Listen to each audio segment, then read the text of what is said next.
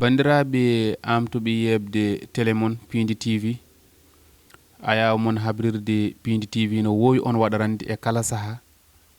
yaade ƴeewa goto kadi ne anduɓe wawɓe kadi ne naftude ɓiɓɓe Sénégal naaɓe wawɓe kadi ne naftude aduna yewtere malla ko émission men biyeteɗo gande ɓaleɓe o ari hande e nokku biyeteɗo cité Djily Mbaye embo tawi ɗon ceernajo mawɗo gando joɗɗo gandal mo ganduɗa kadi ne tawaɗo ko yimɓe heewɓe hade men yiidemo ni nde tawno ɗum ɗesina sattude kono noon nde tawno kadi ne ko noddandu no ganduɗa kadi ne ko jiyaɗo Allah woni o mo ganduɗa ko ceerno Ba ɓi ceerno Nouru ganda joɗɗo gandal en gari ɗo e cité Djily Mbaye no mbiruɗen ni ngam yewtidde makko ko caforowo mo ganduɗa kadi ni ballowo hana hanirtu ni ko on kuccidirɗen ɗo en batta noon so wona totten mbo o salmidiray yeɓoɓe ayaw habrirde Pindi TV kono toon to caggal men woni toon ko Samba Diop wondide o mo ganduɗa ko Matimar ɗum noon ceernajo mawɗo gando joɗɗo gandal ceerno Ba assalamu aleykum. وعليك السلام ورحمة الله تعالى وبركاته. اللهم صل وسلم على طلعة الحق بالحق من لا نور إلا نوره ولا وجود إلا وجوده ولا مدد إلا مدده وكفى بالله صهيدا محمد رسول الله صلى الله عليه وسلم صلاة تعرفنا بها إياه. الحمد لله رب العالمين والصلاة والسلام على مولانا رسول الله صلى الله عليه وسلم. caggal de jettuɗen Allah julɗen neɗaɗo Allah Muhammad sallllahu alayhi wa sallama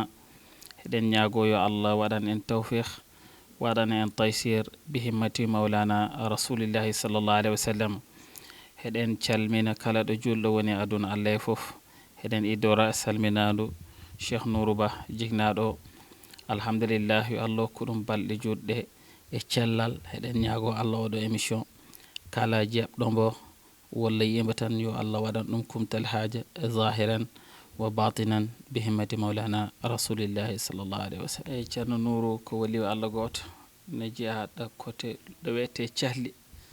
hen woni hakkude côté Ndar ɗo wiyete Thialli sa ari ha Potou toon jibina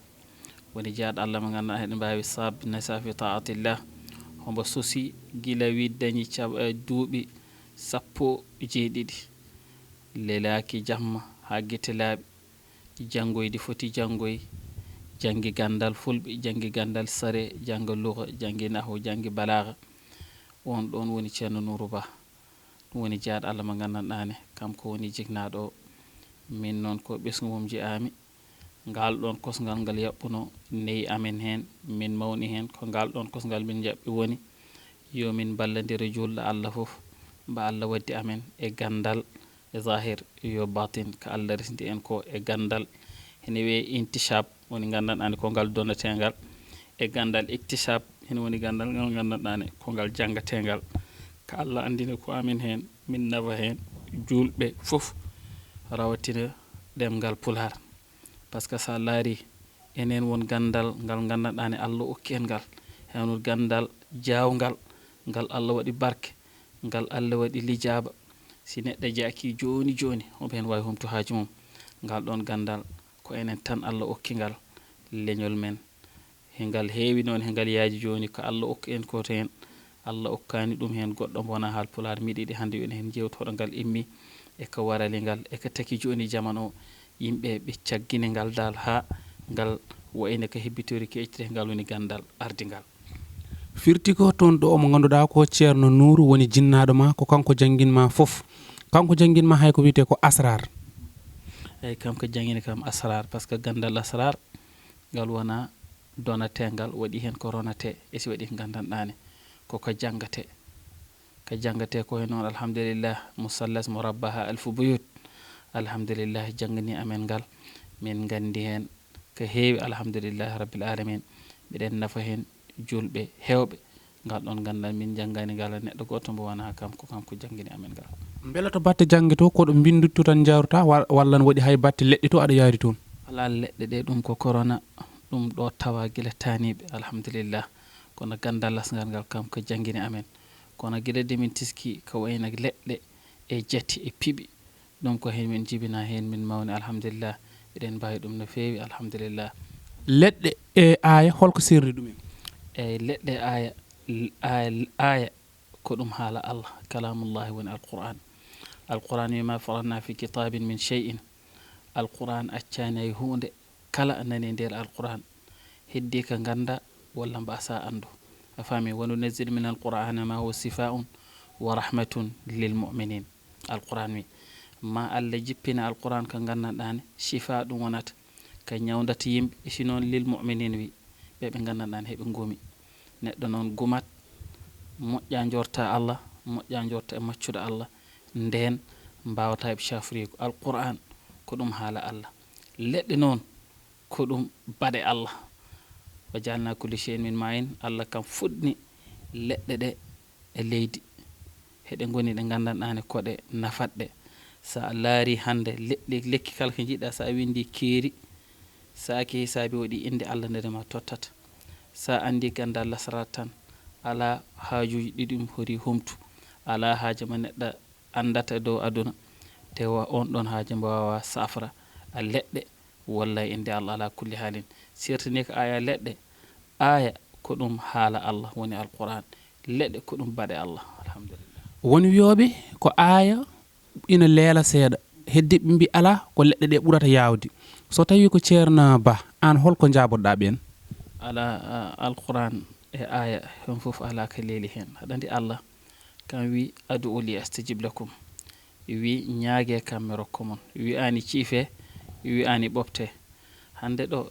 si président Macky Sall wirtima ɗo a yiiɗi recevoir ma a wattano wiyaɗum he recevoir am waɗi lowol dawol ngol ndewata a nani ɗa ndewata ɗo sa rewi ɗon rek o recevoir ma hande an simma sohli e ma mi witama rek rewɗo joni joni ma en calmodir woda kala ko jiiɗa ɗum waɗi ko adabe he ɗum waɗi ko dame he ɗum ɗe poɗɗa rewde ɗe Allah kam ko jogui ko pour maccuɓe ɓe wona bamɗi jeeyi wona pucci jeeyi wona nayyi jeeyi ɗum ko yimɓe anani joni noon a nder on teranga mo okki ɓi adama won lawol ngol ndeto ala kulli haalin ko ɓuuri yaw a dañat ko cohluɗa ko hen waɗi sohluji hande sa ɗi dañi waɗi ko ndewata inde Allah waktuji joyɗi a liggata ko ɗum balteɗe on ɗon haaja ma ñawdaki ɗum hina waɗi inde Allah hina waɗi ayeje leɗɗe ne titi lekki kala ko jiiɗa ki waɗi ko heure hekki ki waɗi ko ñalawma hekki ki jata hekki haɗa ki ɗaddoye a yata rek dotta leɗɗe gadda mbiya haɗa looto saɗa ki ara waɗi kene calmanirtaki waɗi ko cottotaki ne waɗi lekki goti wiyeteki ɓokki waabi jabmi ko ɗum lekki maki ɓokki ki haki pari ko wonata ki waaba jabmi hewani noon ɗe jeettaki esi ki woodi kin ɗon waɗi ñalande nde garata heki corataki ko tew waɗi ko cohlata watta ko tew jawdi walla tew nagge hay tew ngeloɓe hina woodi sa deppa e o haaju omo joguiɗa saki ɗum sohri e on ñalama omo garɗa e haaju omo cohluɗa kala kombo waabi won waabi jammu ala ko ɗum hori ñawdo e dow aduna Allah hen woni haaja kala ko jillate e gueɗe laamu e udditare e neɗɗo horanama hay ndiga e gueɗe kaso fof kala ko neɗɗo sohli hin ɗum waydani waabi jammi mais ko cohluɗa ko corataki tew saki waɗi nene poɗɗa wari joni joni e dañat ko cohluɗa ko wona alquran o gueɗɗe jawata walla leɗɗe he gandal ngal gandataɗe e ni ne jahrinta sa waɗi noon rek ala kulli haalin kala ko jiɗɗa hen heɓat kono ɗo ɗo poɗɗa rew ngol ɗon lawol sa ngol acci tan gueɗɗe leela walla cikka ɗum wasa moƴƴu tawa an acci lawol ngol poɗɗa rewde ngol way kono sa ɗo fewi jiɗɗa yaha ville hande wonɗo mbiroyta tan a leelal yettiyade walla mbasa yettiyade kono sa ƴetti lawol direct ngol tan a yettoyta joni ɗo poɗɗa yettoyade ɗo ala kulli haal ɗum noon ko noon ko wona ko ɗum ene waɗi lekki mbiyeteki townaki te ene jeeya leɗɗe ɗe ganduɗa ɗe ɓurɗa andude ɗe ɓurɗa kadi ne wawa hutorade hano hannirta ni gartanamin e kiɗon lekki e haɗandi ɓe mbiya ko alquran foof sekkere alquran enine suratul fatiha woni bisimillahi rahmani rahim ɓe mbi sirru o mbo Allah waɗi fatihatul kitab amboni bisimillahi rahmani rahim ɓe mbi sirru o mbo Allah waɗi bisimillahi rahmani rahim amboni toɓɓere baahe wadde ala musiba Allah walla ko neɗɗo sohli kawo Allah wawa te wawa ɗum ñawdir e bisimillahi rahmani rahim hande leɗɗe ɗe gandaɗe e dow leydi hande aduna Allah he tawna lekki ɓurki mawnu hina woodi mbiyetaka ko townaki nen a laarata ji'aki ko ɗum lekki ki fuɗat o dow lekki heki fuɗa dow nawdi heki fuɗa ɓokki heki fuɗa e caski nani kiki ganduɗa noon heki fuɗa dow nawdi ko abbate e dañal e ɓañre e udditare e aduna ngaalu ɗum ki liggorte waɗino ki ardate waɗi ɗo ki ɗaɓɓirte tawi ko ɓokki wallu laamu e puɗodiral kala ka neɗɗo wawi fuɗodire dow aduna Allah he tawnaki futki dow ɓokki alhamdulillahi rabbil alamin sa ɗum hen ɗaɓɓe e heɓat ɗum hen no ɓuuri yaw ki fuɗki e dow caski noon kin kam si neɗɗo hombawma miijo gueɗe bonɗe hay Allah halkat ɗum dañ ɗum hene woodi waɗi lolle e mbiyanmaka saɗe lootima to yaltu neɗɗo huccitama so yiyima tan ƴewruma woni yitere tan gueɗe mum ɗe jakko nausubillah ɗum taki ɗen ɗon gande ko ɗum ɓokki lekki gandanɗani hande heko woni sirru leɗɗe heko woni lekki ɓurki yaw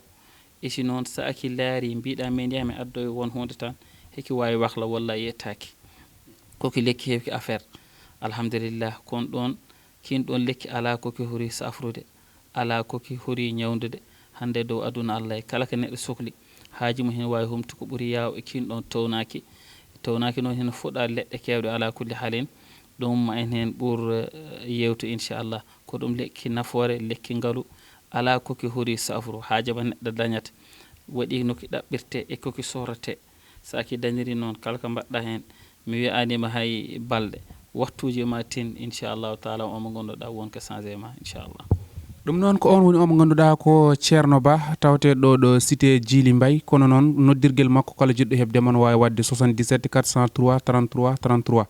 77 403 33 33 gam wawde hebde omo ganduɗa ko ceerno Ba ko wona ko ɗum ko wiyete ko ƴewgal ni beelo aɗa dillo hen alhamdulillah aɗa andi neɗɗo hande ɗum ko sunnoma gan ɗum ko nela salah sallam haali ɗum wi ma khaba man istikhara wala nadima man istisara wi pertata mo ganduɗa o faddema natɗe hunde ƴeewa nden ɗon hunde wi titi pertata mo ganduɗa faddema naata hunde layda hene neɗɗa wima waɗirni wattirni ƴewgal minen noon min neraka fadde min naata liggey kam ala kulli haalin ƴeewa neɗɗo neɗɗo gueɗe kewɗe hina nanga ɗum rawatina oɗo jamono cattina nanga neɗɗo ha cikka ko liggaɗo taw wona liggaka ɗemɗe hina nanga neɗɗo ha cikka ko liggaɗo taw ko liggaka ko nabi salah sallama waɗi liggino ɗum mbiyeteɗo Labid ibnu Adam ƴetti liggey o fiɓi ɗum piɓi jeeɗiɗi weddiɗe e woyndu wiyetendu Bihrul Arumati alquran jippi qul a'udhu bi rabbin nas qul a'udhu bil falaq ɗum woni piɓi jeeɗiɗi ɗin ɗon ayaji heeɗi itti ɗin ɗon piɓi wadde neɗɗo haɗa yiya yimɓe hewɓe catɗe ɗemɗe goni e mumen no bonnaniɓe aduna mumen ɓe cikki wonko ɓe mbaɗa tawa mbaɗaka haydara ɗum ɗon so Allah arani e wawata yitude haɗa yimɓe heɓe jara sangara walla heɓe mbaɗa won bonandeji cikka koɓe bonɓe needi walla heɓe boniri yimɓe needi tawa wonko wondi e ma en ko wiyete ko cheyɗane heɓe ɗum be rab ɗum ɗon no heewini hen e jamanu he ɗum ɗon noon sa ƴewani tan a wawata andude ɗum ma ƴeewa ganda neɗɗo e ko woni ko tehri ɗum ko si nden ɗon waɗi haaju mum wawa humtade ala kulli haalin miɗen ƴeewa ala kulli haalin fadde min naata haaju goto min ƴewanmo ha min ganda ɗum ɗo ko woni min dora nadde hen ɗum noon ko wiyete ko udditare ne caggal ƴewgal ko udditare ne beela aɗa waɗa ɗum ayi townaki kiki mbimami nawdiki waɗi ayeje udditadɗe Qur'an foof sirru woni ko suuɗi si haalama firti ko natti wonde sirru hena wadde won ayeje wadde townaki nawde neɗɗo o kala udditare nde yiɗi ngaalu e jawdi kin ɗon lekki ɗum heɓrate waɗi koki sorate waɗi koki lorate lamɗam e sukara waɗate hen inchallahu taala kala mbo Allah walli lootiɗaki e lekkete o mbaki waɗate amma heeɓ jawdi ndi gandanɗani alhamdulillahi rabbil alamin amma dañ udditare mawde ala ko Allah feccata ndi leydi ndi gonɗa ko wona e heeɓa hen ala kulli haalin ɗum noon ko wona ko ɗum mo ganduɗa kadi ne jogui kayitaji mum ha timmi ene yiiɗi ɗannade o e ala kañum haydara ko jiɗɗo dañde kayitaji o ko dañɗe kayitaji haljide ene yiiɗi ɗannade o ala kayitaji ko jiɗɗo ɗannade kañum ne jiɗɗo fewnude kayitaji mum mbalaɗo golla ko way noon alhamdulillah neɗɗo si andi duuɓi mum walla duuɓi gonɗi kayitaji mum, kayitaji carte d'identité mum walla passeport mum fof ko goto mum ene waɗi colli ɗaɓɓateɗi ɗin ɗon duuɓi colli si dañama e pomeje bannoji ani ɗatgal ne weeɓi kono yahde toon keeɓa ko jiɗɗa ko woni ko satti eyyi alhamdulillah wonko gollante hen si gollama hen colli ɗiɗi gacceɗe ndiwa poom o banano o sakkere inchallahu taala kam ko haalata kay hunde leydi ɗiya amma ko Amérique walla ko France walla ko Belgique ɗum ɗon fof ko golle he ɗum wonata inchallah si gollama colli he colli ɗiɗi gacceɗe ndiwa poom o banano o sakkere ndin ɗon leydi ma Allah nawmu ɗon si yettima toon ma Allah uddit ɗum toon heeɓe ɓen ɗatno simi jeeyi hay jotti daña caɗele leydi titi kala nde waɗi ko rawhani hende e nini ndi darori saɗa yaaha toon wonna darorta tan ala ko koriɗa heɓde toon ɗum ɗon tagui neɗɗo foof leydi ndi woni foof ene foti gollade rawhani ndi ha rawhani leydi ndi jaɓana ɗum nden ɗon wawata dañde ko yiiɗi ko e leydi he alhamdulillah ɗum noon ko noon beela kadi a meeɗi dañde ɗo tan almuɓe ɓe ganduɗa ɗanni jeehi ha toon kadi ni weltare mumen woodi ko beltonirma walla tinɗade kamɓe kam a nawiɓe ɓe jottoyima alhamdulillah ɗum kam ne heewi alhamdulillah ɗum kam ne heewi machallah chaque jour miɗen hen daña résultat mi yefilmi 100% alhamdulillah tawi ko gonɗo leydi titi o dañi toon caɗele wonko neldete ƴetta leydi ndin lesdi nokka e lesdi he wooda ko lowtori e haalis leydi ndi si o paari o sakkoro walla o sooda wonko totta yimɓe ñaama ndin ɗon leydi ma heɓe nde udditare ma heɓde nde arsugo hewɓe ɓeni leyɗele ɓe dañi toon caɗele ɓe mbimi changeat mi ha leydi nagam ala ɓandu si moƴƴi leydi ndi gonɗa tan ala koriɗa ɗon heɓde jarani haɗa yaɗa ndi ko haysika Sénégal gonɗa ko Allah feccita ko ɗo ma Allah newnanma keeɓa hen inchallahu taala beela kadi ne wonɓe caggal leydi joguiɓe toon hande caɗele ɓe ngala kayitaji suuɗoru ɓenne soɓe jokkodiri e ma holko mbiyataɓe ala kayitaji ɗi waɗi ñagude he ɗum leydi ndi ndi gonɗa ndi jiɗɗa heɓde kayitaji ɗi mi haranima no keɓrata ɗo visa goɗɗon lawol a nani ha ɗannaɗa goɗɗon lawol ndewnateɗa ha keeɓa toon kayitaji leydi ndi mbawa nadde haɗa yalta ɗon ɗon ñagude kore woodi te machallah Allah ne waɗi hen neware no fewi no fewi no fewi kala golle naat ɗum tan e indema inde nenema inde leydi ndi ma heɓ kayitaji fadde balɗe 40 inchallahu taala ma Allah newnanma ko jiɗɗa ko inchallah ɗum noon hojomaji men natti woɗɗude kono noon ko wiyete ko goragu ɓe mbiya ko jibidinako foof emin cafra an hole majjiɗi cafrata so tawi aɗa safra goragu alhamdulillah ɗum kam neɗɗo ko jibiniɗa ko kam ɗum Allah tan andi